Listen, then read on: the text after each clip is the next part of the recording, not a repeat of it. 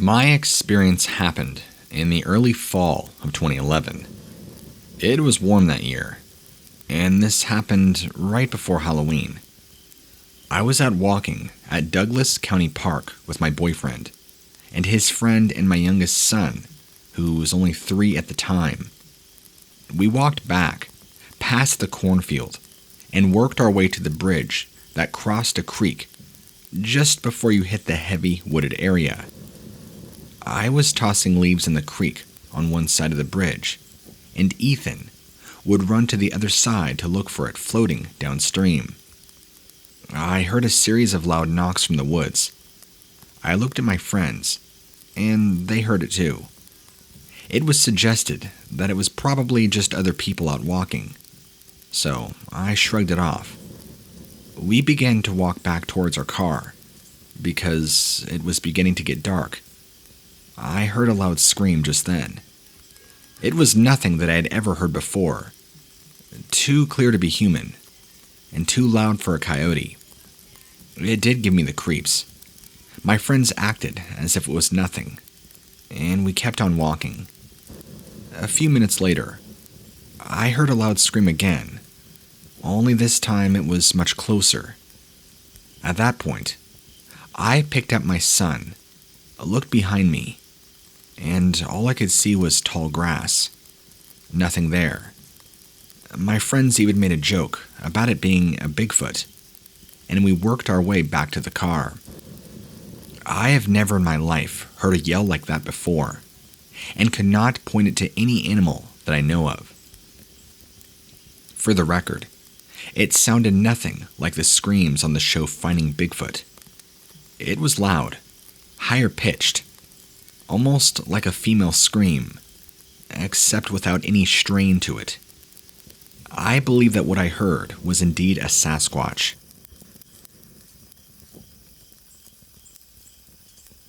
This happened almost 24 years ago now, but it has never left me in all these years, and I have never told anybody about these particular 2 incidents. The first incident happened when I was bow deer hunting during the early season. As I remember, that the leaves on the trees were actually still green. I had returned to my car that was parked in a nearby field and got my hunting gear all put away. I then sat in my car, waiting for about 10 minutes for my hunting friend to return, so that way we could finally go home.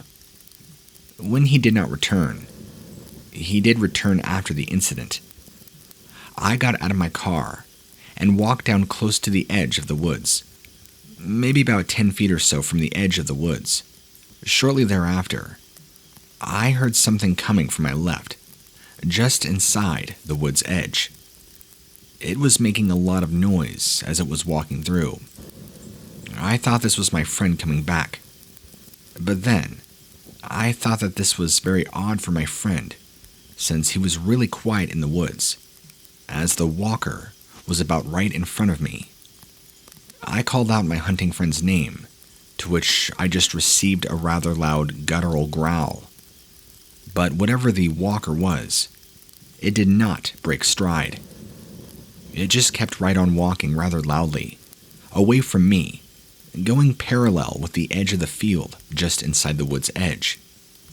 I've listened to it over and over again, the bipedal walking audio on the BFRO website. It sounded just like that, but add in some very loud branch breaking, and you'll be very close to what I heard that night. I'm 6'2", and when the walker did its loud guttural growl, when it was right in front of me, it sounded like it was about the height that my head was at.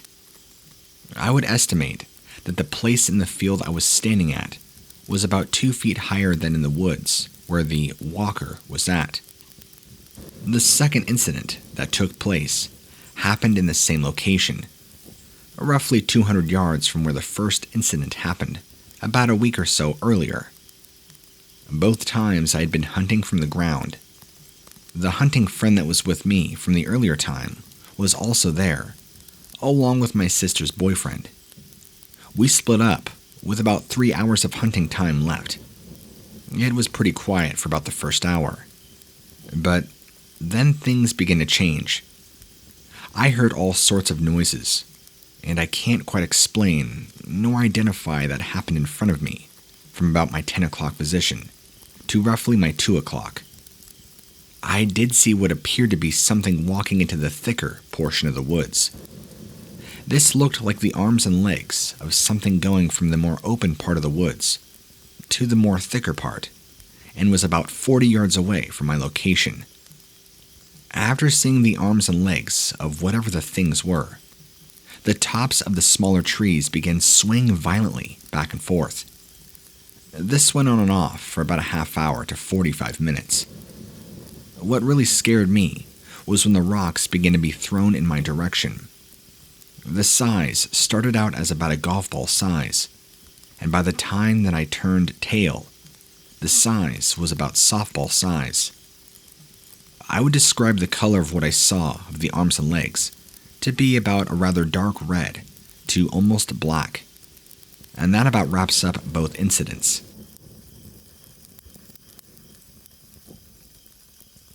This was back in April of 2004. Our family has land just outside of Hatfield, towards Neilsville. We decided to take our camper up to the land and stay overnight with our 3 children. At approximately 2 in the morning, I woke up because I heard something walking around the camper. We are in a remote area in the woods, near a gravel road. The footsteps were right next to the camper. I was very still, but knew that my husband was also awake. I whispered to him, "Do you hear that?" He replied that he did, and it woke him also. He had hoped that it would not wake me. We were very still for a few moments, listening to the steps. This was a creature that was walking on 2 feet, as we could hear the crunching of leaves and twigs under its feet. We then decided to make some noise and see if we could scare away whatever it was. I flipped on the camper lights, and we both yelled for whoever it was to make themselves known, as we were armed. Nothing replied, but the footsteps stopped. We waited about 5 minutes, turned the lights off again, and waited. About 10 minutes go by, and the footsteps started up again. My husband went outside with his flashlight and weapon to take a look.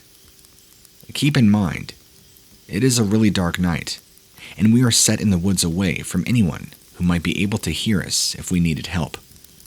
Again, nothing. He came back in, and we settled down again. 10 minutes later, the steps started up again. I know that this is something on 2 feet, that this is not afraid of us, but it clearly is not human. We decided to go out there with our own boys. My husband stood outside while I carried them into our minivan, and we left. We spent the night in the parking lot of a quick trip in Black River Falls.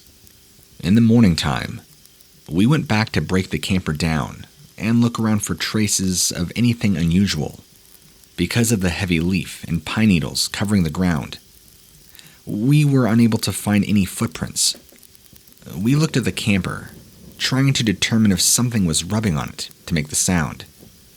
There was nothing there. As we were taking the camper down, I felt really creepy, like we were being watched. My father-in-law, several years earlier, told my husband that he saw a Bigfoot crossing Fisher Road on his way back to camp. He told my son that he thought he saw one in the woods while deer hunting also. My husband, while hunting when he was younger, found several deer carcasses in the woods, all piled on top of each other. At the time, they dismissed it as somebody hitting them with the vehicle and dragging them, for whatever reason, into the woods. Now when he looks back at it, he thinks they were far too away into the woods for somebody to drag in from the road, and the carcasses were picked clean. While we never saw anything, that I truly believe that we had a Bigfoot encounter regardless. I know that the creature walked on 2 feet and had a long stride. It came back over and over again. I wish we would have had a stronger flashlight. We only had a mag light on us. Now, we have a really high-powered flashlight in the event we need to look, for whatever reason, far into the woods. I have been back to that spot several times since, and my husband and his family hunt every year in that same spot. As far as we know, nobody else has had the same experience. I personally will never go back there and camp again. If they are as big as people say they are, they could have easily pulled my kids out of the camper through the canvas. My husband and I have jobs that require us to be honest and not embellish experiences. This was by far the most terrifying thing I have ever been through in my entire life. My mom and I were driving to my grandparents' house very early in the morning when we both saw what appeared to be a gorilla sitting in a field just a little ahead of us. As we got closer to the creature, we both said, "Oh my gosh, it's a Sasquatch." It was just sitting in the field, with its back to us. This thing was humongous. She was probably going about 45 miles an hour, and our biggest regret has been, and always will be, not turning around to confirm our gut feeling. We did not see its face and or its whole body, just because it was sitting and facing the opposite direction. It was big, hairy and brown. Its head was oblong shape, and sort of came to a point, with no real definition between its head and neck, until its broad shoulders. Its arms were extremely long as well. They were so long that the hands were kind of bent beside its upright body. It was certainly not a bear. In fact, I would be willing to put money on that it was a gorilla before a bear. It was sitting on its butt, the same way that a person would. People have said that we were crazy for years, and will say that it was a bear and a misidentified sighting. But here's the kicker. The location where we saw the Sasquatch is not at all a prime bear location. After all, bears sitting on their butt versus a gorilla from behind look pretty different, and it would take somebody who has never seen either animal before to so easily misidentify it. We had a clear view on that day. There is absolutely no mistaking what we witnessed.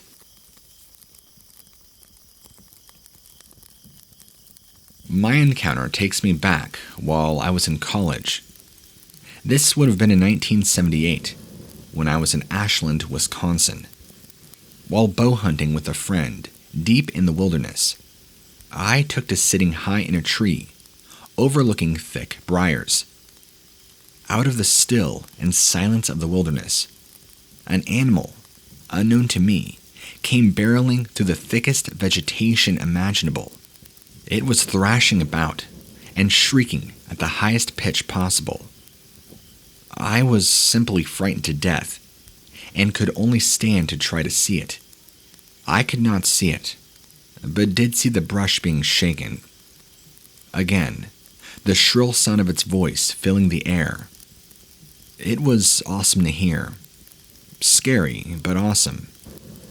My friend, who at the time was hunting down for me, did see it, and it was on 2 legs, and appeared what he would describe as ape-like to him. We were both too afraid to stick around, and never went back. We went to an environmental college, and I shared this with one of my professors. He had never heard of a local animal making that sound. That's my story, and I often tell it about 12 times a year. Good luck researching it.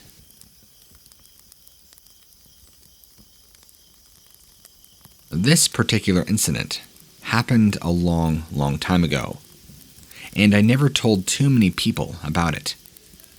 I'm a 31-year-old Native American, and at the time, I was maybe 6 or 7. I'm glad to know that there are people like you who take this seriously. It was night, and my sister and cousin were playing around on the phone. They would dial our number and hang up the phone so it would ring. You know, the way kids do. They had music playing loudly, and were just playing around, being kids. The doorbell rang. One of us answered the door, but nobody was there. Well, this happened 2 more times. We had a little house dog, and we also had a Saint Bernard. And my sister and cousin noticed that the house dog was crouched under a chair in our living room. The last time the doorbell rang, we all went outside and couldn't see anybody around, since we were all standing out on the porch. It was maybe a half hour later. My oldest brother went to the refrigerator. The rest of us kids were playing in the hallway when he came running down the hallway with his hands on his face, crying hysterically. He ran in our parents' room, jumped on the bed, landing on his stomach. He was crying pretty badly. We all kept asking him, prodding what was wrong, and he finally told us what he saw. He said that he saw something peeking around the tree. He said it was motioning to him, like come out. That's when he freaked out. After about 15 minutes, him calming down some, there was a knocking at the back door. And the way they were knocking, it was like an open the door now kind of knocking. When we opened the door, it was a guy who lived just a few houses away. He came in and was white as a sheet and was shaking pretty bad. He said he broke down a ways from our place, and when he was walking up the road, he heard something walking in the woods with him. He didn't know what it was. He said he was just really glad to see our lights on. Our parents weren't home, mother working. Father didn't know where he was. But we ended up calling our uncles who lived next door to us. They arrived a few minutes after we called them, and they had their shotguns with them. They came and talked with a guy that came to our house. I think one of my uncles even took him home. There was 6 of us kids home. One was our cousin. My uncles went outside to look around, and my oldest sister and our cousin wanted to go outside too. Well, when they opened the back door, our Saint Bernard, let me tell you, for the size of those dogs, the dog would not let those girls out. He even growled at them. Well, my sister and cousin backed up from the door, and as they did that, the Saint Bernard came running into the house. My sister and cousin still went outside, and as they were standing by this little trail right by the house, they both noticed some dark form at the bottom of the hill or trail. They thought it might be a stump, but then the stump moved and turned to look at them. My cousin said it had red eyes. They came back inside right away. Our cousin went out again through the back door, went around the house to the front, and when she got to the corner of our house, she looked up towards my uncle's garage and said she saw something peeking just around the garage. She said that she thought it was one of our other cousins, but she noticed this had a cone-shaped head as it looked around the garage towards our house. They ended up putting us kids to bed, the 3 of us. My sister and I were pretty scared, and our little brother, he had a crib, and didn't really know what was going on. My sister and I were literally shaking in bed. Our brother's crib was right next to the window. We were really hoping that whatever was out there didn't come to our window. Well, we did see a big figure go by. We were just so scared. It seemed like forever ago when our parents got home. When they did, we told them what had happened. My mother ended up calling a spiritual guide, and he had told her that there was probably 3 of those things around the house that night. He also told her that they were looking for a boy to take. He said that one of them may have lost one of their own and came looking for a young boy to replace the one they had lost.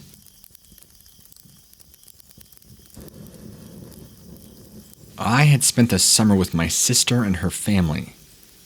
Prior to starting the new school year, my family came from Oak Park, Illinois, to get me and spend a few days with my sister. Myself, 12, my brother, 10, and my 2 nieces, whom were 5 and 7, were at a swing set at the edge of the woods, swinging, talking, cutting up, and being kids, playing. I don't know why, but for some reason, we all just stopped, turned around at the same time. Standing about 10 feet from us was a very large ape-like animal. In plain view, nothing was near him at all. It was about 8 feet tall, covered head to toe with a medium brown hair, except the face area, which looked similar to a chimp's face.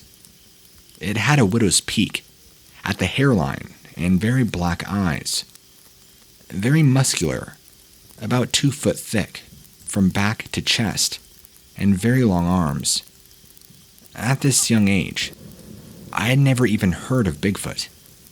It was looking over its left shoulder and looking me directly in the eyes. All of us just froze and looked at it for a few seconds. Then, at the same time, we all took off in one direction as it took off in another. We ran to the house and told everybody we just saw a monster. But of course, they just laughed at us. It was a year later that my brother found a book on Bigfoot. That's when we knew what we had really encountered that day.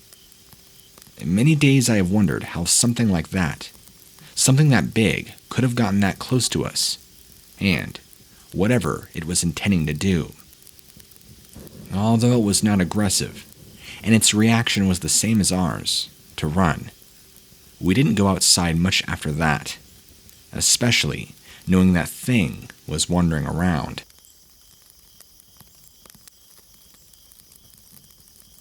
I was telling a longtime friend about a Bigfoot sighting a common friend of ours had related to me.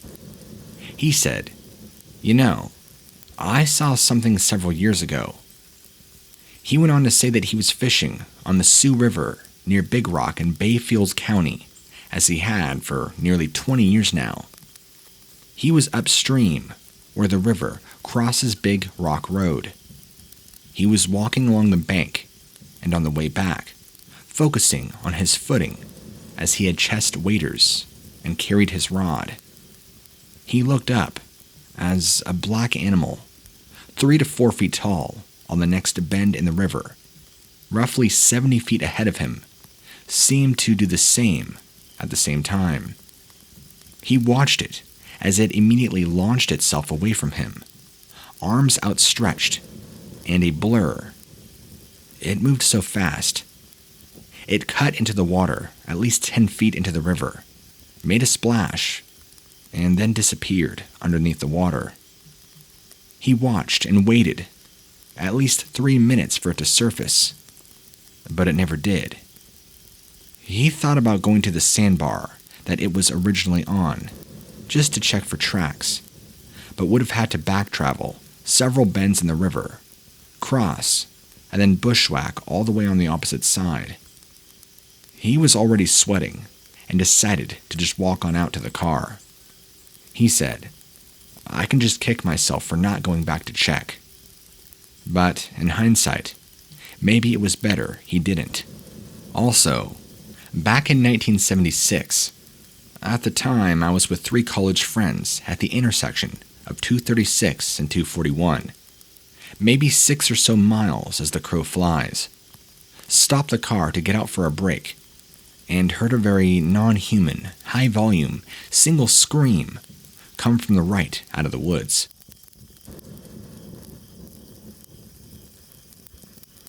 Went on an afternoon hike and decided to stop at the clear cut, where big power lines are, just to see if I could see a deer or something. I jumped up numerous turkey and deer while hiking. So, I parked the car, rolled down the windows, shut the car off, and just listened and watched.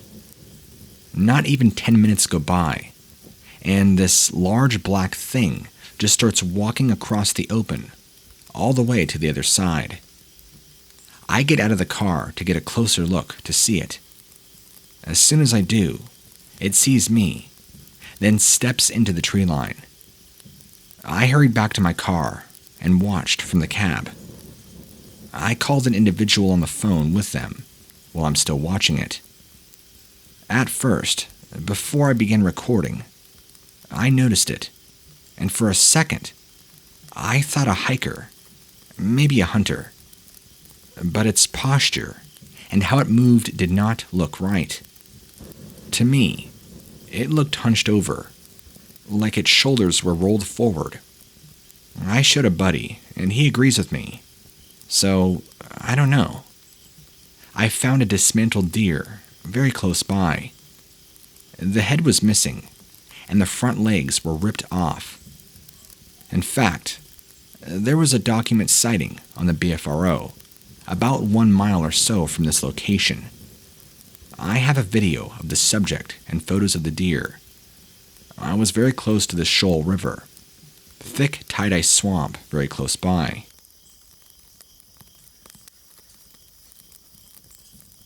On Tuesday, November 26th, 2013, I was driving south on Highway 151 from Madison, Wisconsin, going back to Iowa after seeing a concert at the Red Zone, which ended roughly around 11:30 p.m. My wife was laying down and trying to get some sleep in the back seat of the car, since she had to work early the next morning. Normally, I work night shift, so I had no problem staying awake to drive home. The oncoming traffic on the highway was spaced about 1 car for every 3/4 of a mile to a mile, with some farther apart, so I couldn't really use my high beams. I am a former Iowa police officer, so I have a habit of periodically looking at the mile markers along the road, so that if I have to call for help, I can give a better idea of where we are at. I would say about a half mile or so after coming around the large curve southwest of Mineral Point, which I believe to be about mile marker 36, I was in the outside lane, and I passed a large black figure standing upright on 2 legs, where the grass meets the gravel on the inside shoulder of the median on my left. The headlights never hit it directly as I approached, but the outside area of the light lit it up as I passed it. I'm 6'2", and I was clearly able to see the body from the ground up to the shoulder. I would estimate the shoulder height to be around 6'6" or 6'8", with the angle of the light beam and how low the car sits to the ground. It looked like the head was shadowed by the shoulder, so I was unfortunately not able to see its face. The distance between us was roughly 15 feet when I passed by. I was able to see its hand hanging down along the thigh, and it was a lighter color, and not midnight black like the color of its body. The thickness of its body, looking from the side, its back to its chest, was about 2 feet thick. The fur or hair was hard to see in the distance, and the light conditions and the speed of the car. I had my cruise set at around 65 miles an hour, but it was short. I thought to myself, what was that? Even though I know what it was, I didn't just see that. My immediate physical reaction was extreme anxiety. My chest tightened, and I made excuses to myself to not stop and look at it. From what I saw, I had no desire to stop. A couple miles passed while I tried to overcome the fear, and then I realized I need more facts on the conditions of the sighting. I also felt that it was trying to cross the highway from the south, and that's why I didn't see it up ahead in the headlights. Until this event, I was always open to the possibility that they exist, but was never a big believer. My tune has now changed, and I don't care to ever see one again.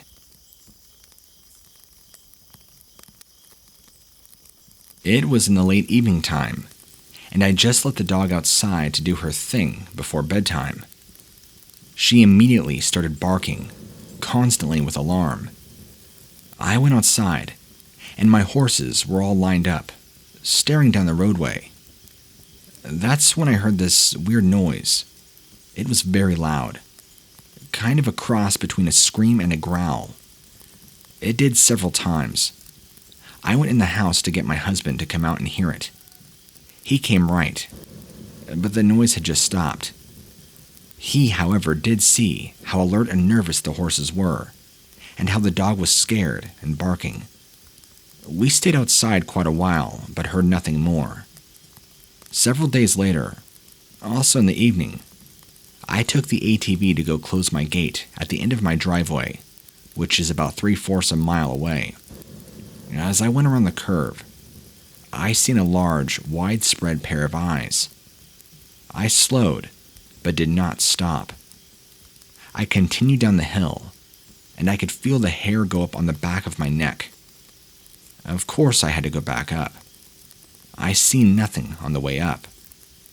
I told my husband about it. The next day, I went down to the spot where I had seen the eyes before, and I saw no tracks looking over the edge of the bank. But I figured whatever was there had to be roughly 8 feet tall to put the eyes at the height they were, and be standing on the ground. There is a spring in the ditch line.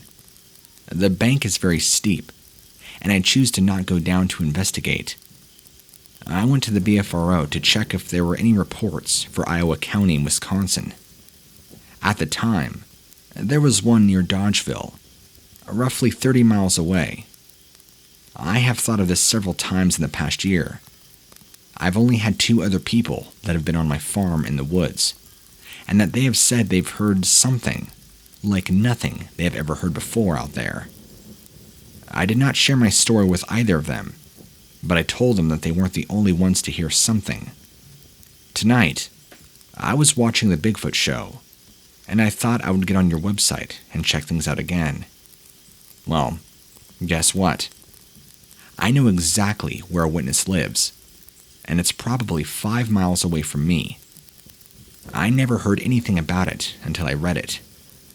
I probably won't call them, but if I see him, I'll have to share my experience. As always, thank you.